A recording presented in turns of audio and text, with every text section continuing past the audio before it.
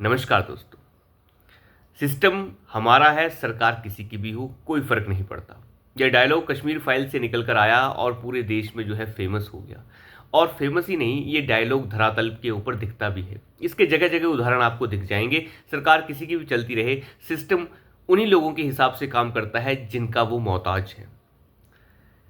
20 तारीख को एक ऐसा मामला सामने आया जिसमें अरविंद केजरीवाल को लोअर कोर्ट ने, यानी राउज एवेन्यू कोर्ट की वेकेशन बेंच की एक वेकेशन जज ने, जिनका नाम न्याय बिंदु है, उन्होंने बेल दे दी अरविंद केजरीवाल को 20 तारीख को रात को 8 बजे ये फैसला आता है कि बेल दी जा रही है। और ये कहा जाता है कि अपने फैसले के अंदर ही वो बता देती हैं और लिख भी देती हैं कि एनफोर्समेंट डायरेक्टरेट जो सबूत लेकर आया है वो इतने ज़्यादा पन्ने हैं, 1000 पन्ने में नहीं पढ़ सकती और इन्हें पढ़ने की आवश्यकता नहीं है। साथ ही साथ अपनी जजमेंट में उन्होंने ये भी बोल दिया कि ये जजमेंट जो है किसी को शेयर नहीं किया जाएगा, सिर्फ में जो अरविंद केजरीवाल है उन्हें शेयर किया जाएगा और सुबह जो है बाद में जाकर इसे अपलोड किया जाएगा और किसी को शेयर, इसकी कॉपी नहीं दी जाएगी। यानी जो दूसरा पक्ष है उसे इसकी कॉपी नहीं दी जाएगी। और बेल के समय उन्होंने ये साफ कह दिया कि एनफोर्समेंट डायरेक्टरेट जो है वो पर्याप्त सबूत नहीं दे पाया है। अपने ही जजमेंट के अंदर उन्होंने एक बार ये कह दिया कि मैं ये पन्ने नहीं पढ़ सकती, और साथ ही साथ ये भी कह दिया कि अरविंद केजरीवाल के खिलाफ एनफोर्समेंट डायरेक्टरेट पर्याप्त सबूत नहीं दे पाया है। ये जो है विरोधाभास वाली बातें हैं दोनों की। एक तरफ आप ये कहें कि ये सबूत नहीं दे पाया और एक तरफ आप कहें कि हम सबूतों को पढ़ना नहीं चाहते, ये बहुत सादा पन्ने हैं। साथ ही साथ उन्होंने ये भी कहा कि एनफोर्समेंट डायरेक्टरेट ने जो आरोप लगाया है 55 करोड़ रुपए, यानी कि लगभग 100 करोड़ रुपए जो है अरविंद केजरीवाल ने जो है किकबैक्स की फॉर्म में लिए या आम आदमी पार्टी ने लिए, उसमें से 55 करोड़ को जो है एनफोर्समेंट डायरेक्टरेट साबित नहीं कर पाया है। जज साहिबा ये भूल गई कि 45 करोड़ साबित हो चुके हैं और उसकी मनी ट्रेल भी मिल गई है। अब 55 करोड़ की नहीं मिली है तो उसको वो ढूंढ लेंगी, या नहीं ढूंढ पाई तब भी कोई फर्क नहीं पड़ता, क्योंकि हर पैसे की ट्रेल मिलना पॉसिबल नहीं है, जो मिल जाए वही बहुत है। तो वो कह रही है कि 55 करोड़ की नहीं मिली, 45 की मिली, इससे कोई मतलब नहीं, लेकिन 55 की नहीं मिली।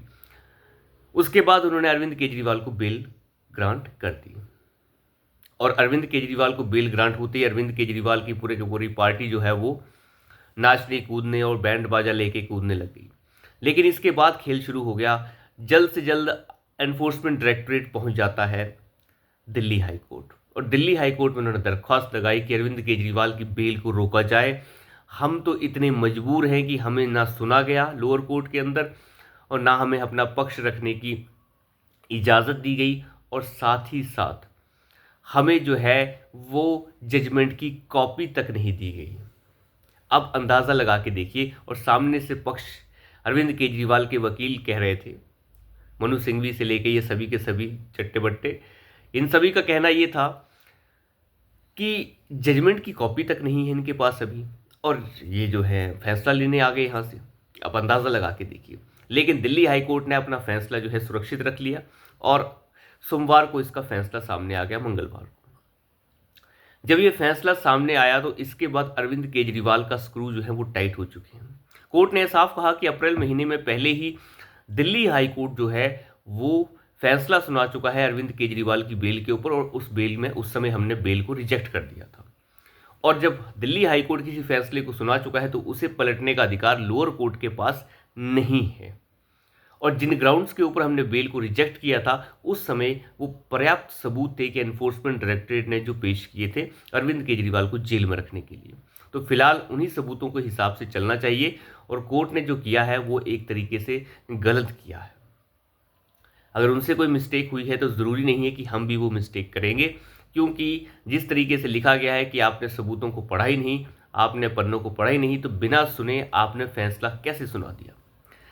पीएमएलए एक्ट के तहत सेक्शन 45 के तहत जो फैसला सुनाने जाने की एक कवायद हो रही थी, उसके ऊपर जो है दिल्ली हाईकोर्ट का कहना था कि इसके ऊपर तो बिल्कुल भी कोई सुनवाई हुई ही नहीं, क्योंकि सेक्शन 45 के तहत जमानत देने का मतलब यह था कि आप केस को रफा दफा कर रहे हैं। आमतौर पर होता क्या है कि जब किसी केस में किसी को रेगुलर बेल मिल जाती है तो दोबारा जेल में डालना बड़ा मुश्किल हो जाता है। यही खेल खेलने की कोशिश जो है अरविंद केजरीवाल के चट्टे बट्टे और उसका सिस्टम कर रहा था कि जैसे तैसे करके एक रेगुलर बेल मिल जाए, उसके बाद उसे पलटना बड़ा मुश्किल हो जाएगा। लेकिन एनफोर्समेंट डायरेक्टरेट ने थोड़ा सा धैर्य दिखाते हुए एकदम से वो पहुंचे दिल्ली हाई कोर्ट। और ये बिल्कुल स्वाभाविक है।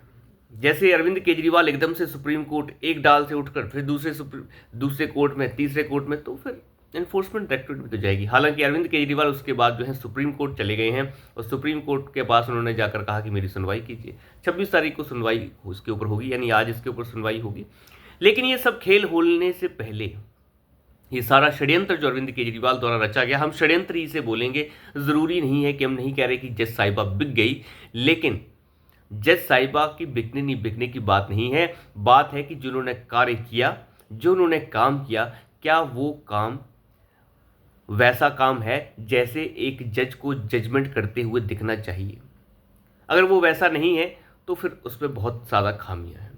पिछली बार जब सुप्रीम कोर्ट ने उन्हें बेल दी थी तो साथ में ये कहा था कि हम केस की मेरिट डिमेरिट के ऊपर बेल नहीं दे रहे हैं, ये बेल आपको दे रहे हैं हम मात्र 10-20 दिन के लिए, जिसमें आपको चुनाव का प्रचार करना है।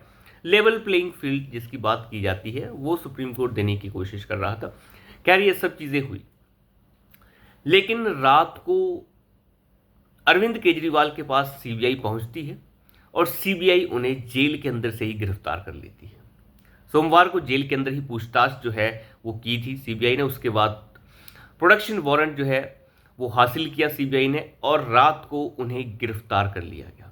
यानी ईडी की जुडिशियल कस्टडी के अंदर जब से वो रह रहे थे, उसके बाद से अब सीबीआई ने पहली बार उन्हें गिरफ्तार कर लिया है। अब दोनों तरफ की गिरफ्तारियों को अरविंद केजरीवाल को झेलना होगा। सीबीआई ने गिरफ्तार कर लिया है और आज उन्हें 10 बजे सीबीआई जो है वो लोअर कोर्ट के सामने पेश करेगी। जुडिशियल उनको जो है अपनी कस्टडी के लिए पेश किया जाएगा। और अगर कस्टडी मिल जाती है तो आप इतना मान सकते हैं कि अरविंद केजरीवाल के जेल से बाहर आने के रास्ते हमेशा के लिए बंद हो गए। क्योंकि अगर आप ईडी से बाहर आ जाते हैं, आप सीबीआई के अंदर रहेंगे, सीबीआई से बाहर आते हैं तो ईडी की वजह से अंदर रहेंगे, तो आप कुल मिला के बाहर नहीं आने वाले। जो षड्यंत्र रचा गया उस षड्यंत्र को जो है वो खत्म कर दिया गया है। तो अभी के लिए इतना ही। धन्यवाद।